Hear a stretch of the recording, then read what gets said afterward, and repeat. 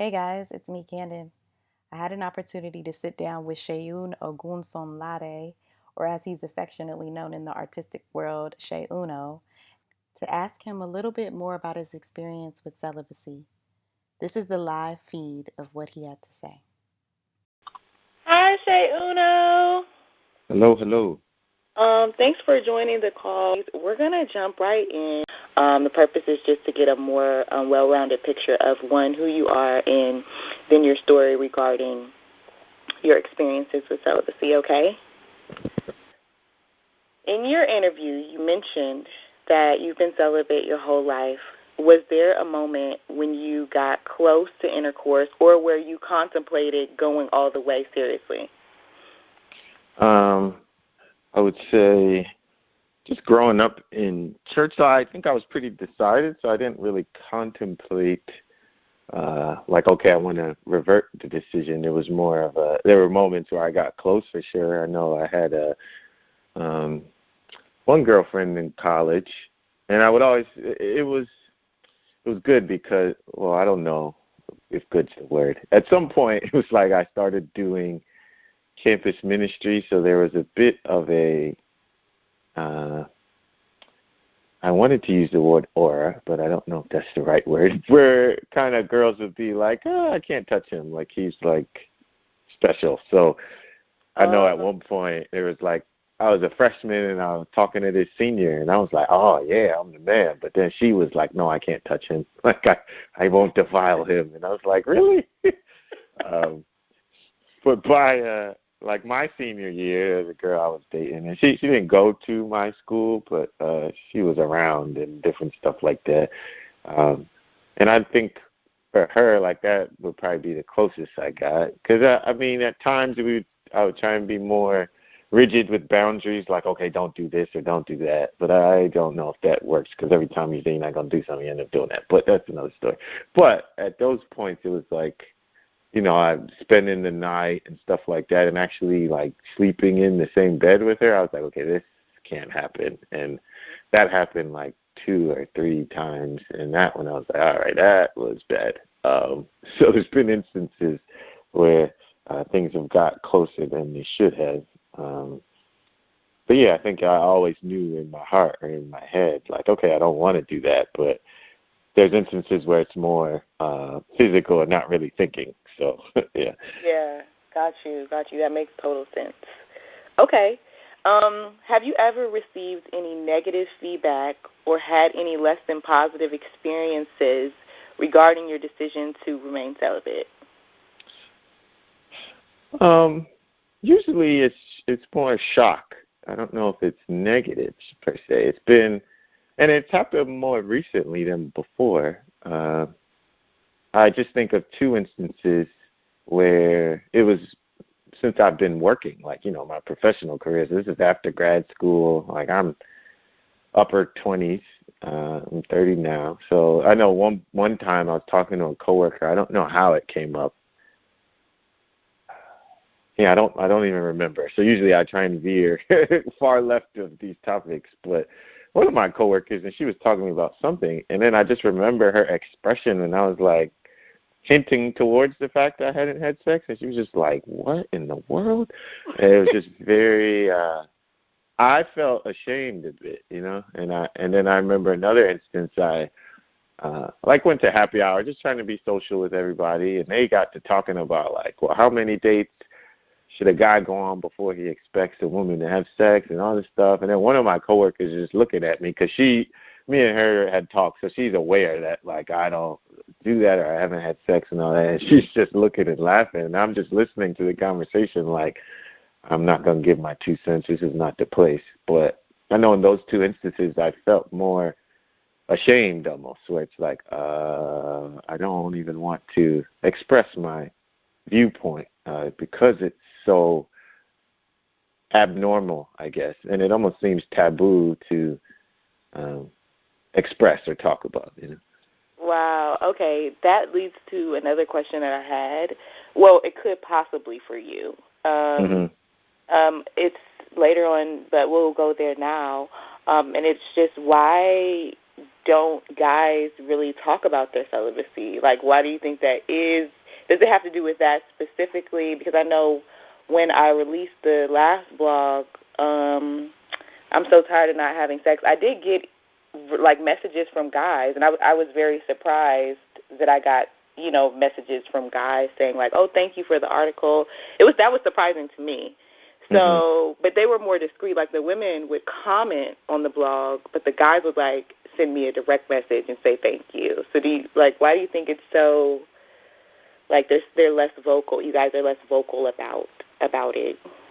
Yeah, I feel like it's more. I think there's a few pieces to it. I don't know. I don't think sexist is the word. There's a double standard for sure, where it's like every guy wants a virgin, but then every guy also wants to be a player themselves. So you're kind of trained to be in this thing, but then also as a player, it's like, well, I don't want no girl that some other dude has had. It's like a male pride thing for sure, which I know I've bought into or experienced. But yeah, I think as a guy, like, you're trained to be like, I'm out, I can bag anything I want, and it's like to get to a place of overcoming the pseudo masculinity, which is rooted in like, okay, like, I'm out here, I can get as many girls as I want. I think even as a Christian male, it's just kind of, you still don't expect the story to be that you're saving yourself.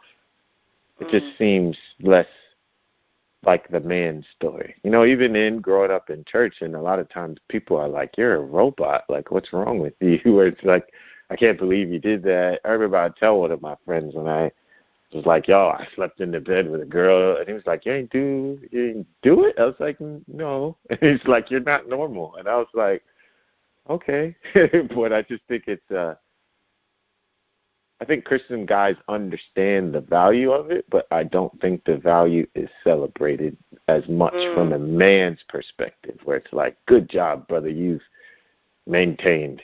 But for women, and this is me speaking from the outside, I try and be careful, it seems as if for women it's very much celebrated, where it's like you are a jewel and you're precious and you've protected and saved yourself. I don't think the branding of the message has been as effectively developed for the masculine counterpart. That's dope, the way that you put that. Okay, cool. Makes total sense to me. No lies. Okay, so do you think it is harder for a man, which could be related to the last question, do you think it is harder for or more difficult for a man to be celibate than for a woman?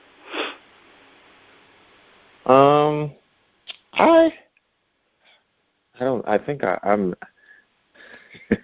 some of my friends joke about me and my jokes. So it's like I am very hesitant to put myself in the shoes of a woman, just knowing you guys go through a lot. So I will say, though, I think it's more difficult for a woman because I tell, like, some of the youth I work with and any young lady or just the ladies in general that talk to me, I'm like, the majority of men you meet, from my personal opinion, are dogs. They're not any good for you. So it's like, and then just hearing someone talk about guys catcalling on the street and knowing the nature of DMs and stuff, it's like guys are not sliding in there to be your friend. It's like they know what they came for. That's inside and outside of the church sometimes, sadly to say. And I think as a guy, it's like if I want to kind of play back, it's like there's less women who are extremely forceful. I've had in college it'd be girls who would like mess with me because they know how I am. So it's kind of like, oh, I'm going to push up on them. But I'm like, all right, I can wiggle out of this. It's not like as crazy. And I mean, this is just me speaking. And I know there are instances where a girl just shows up like at your door or something. And then it's like, uh-oh.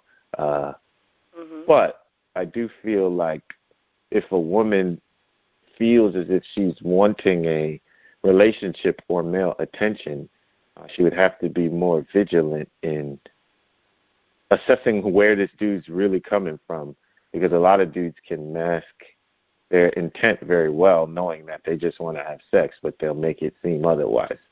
For me, I think I have developed a means of like assessment or defense where it's like, oh, I can tell she's not coming from my direction, if that makes sense.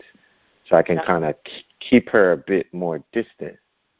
But it just seems as if I've noticed a few more ladies having more difficulty with finding guys who they feel would be pushing them towards God or willing to not have sex.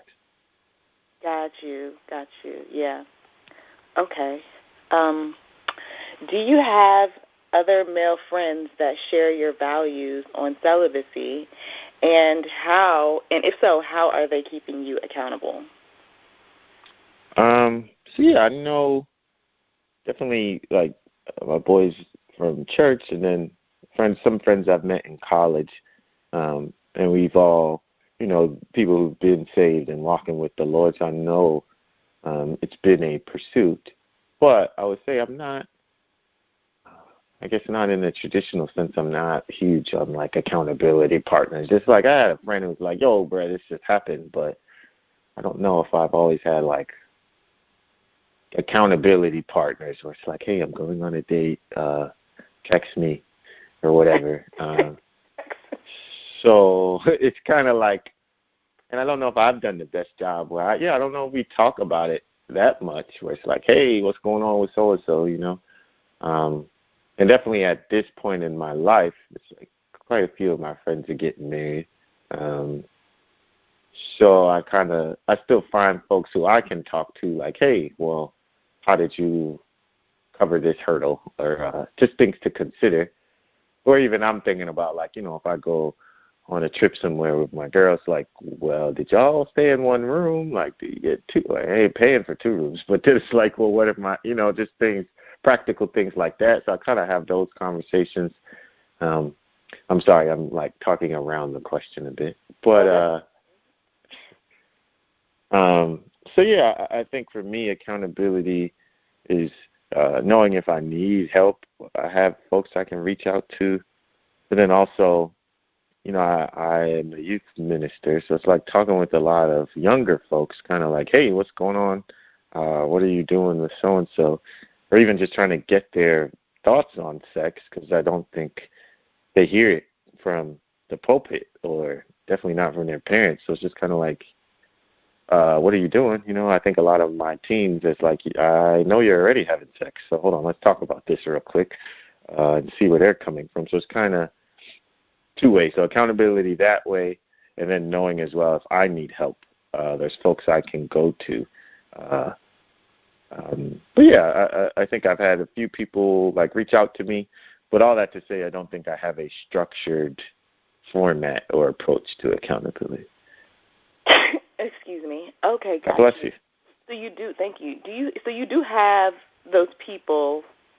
You do have other male friends that share your values on celibacy. It's just about they're not really like you at this point. You're not like. You don't have a relationship with them where you're constantly seeking a person to be accountable to. It's more like, but you have them as a reference if you need them. Yeah, and I think I have folks who will hold me accountable, or who I know I can talk to. I guess it's just a question of like, I'm not gonna fake like it's a regular like, okay, weekly check-in. How are things going? Mm-hmm. It's not like that. But there are other people who I definitely know are in relationships and like not having sex and trying to do things and have their own set of boundaries and stuff of that nature. Yeah. Okay. How do you think, and I know that you mentioned that you are a youth minister, how do you think we as millennials can be more proactive in presenting celibacy to the next generation in a more positive light? Yeah, I think for me, like we tried to do a relationship series like around Valentine's Day, February, March-ish. And I think for me, the biggest thing is just not coming at it from a dismissive, don't have sex before you're married concept. And it's like you just make a blanket statement and keep it moving. But I think to really unpack what sex is, number one, also, like, it's not a bad thing. Like, it's created by God. It's not a secret to God. He knew why he created it, and he also meant it to feel good and to have purpose. But to know, like, to demystify it and to also take it out from just being this blanket don't do it thing, but to talk about the benefits of it, why it's good, but then also the parameters in which it's intended. So just to make it, and I think what's necessary definitely for the younger generation is like more dialogue, less monologue. I think sex, if it's mentioned at all, is in a monologue format where it's just don't do it because I said so, and until you get married, and don't have no babies. And it's like, well, there's people in the church having babies, there's people having abortions, there's people going through stuff. So obviously don't do it is not working. And I don't think that's the conversation anyway. And I think it's just real big. And I've heard it put this way, kind of like behavior modification versus like what the gospel really is. It's like, man, Jesus loves you, whether you've done it or not. But like, let's talk about this life that he wants you to live, but to also frame it in like, this is not the end all be all. And also, like, we're not scared to have a conversation for you to talk about where you are honestly and openly, because I think the thing is people they don't have safe environments to talk about sex, so they'll run and learn it from their friends who don't know anything or from TV, but they won't have a safe environment to talk about it, which is what I think is needed to make it a dialogue. Absolutely. Absolutely. Okay, cool. Thank you so much, Sheun. Hey, listeners. Thank you for tuning in to the Celibacy and the Modern Christian Man interview series with Sheun Ogunsanlade. I hope you enjoyed it. Be sure to like and share it with someone to encourage them. You can follow at Modern Christian Man on IG, and also be sure to subscribe to the blog. For more videos from our MCMs, check out the links below. Thank you again. This is Canden signing off.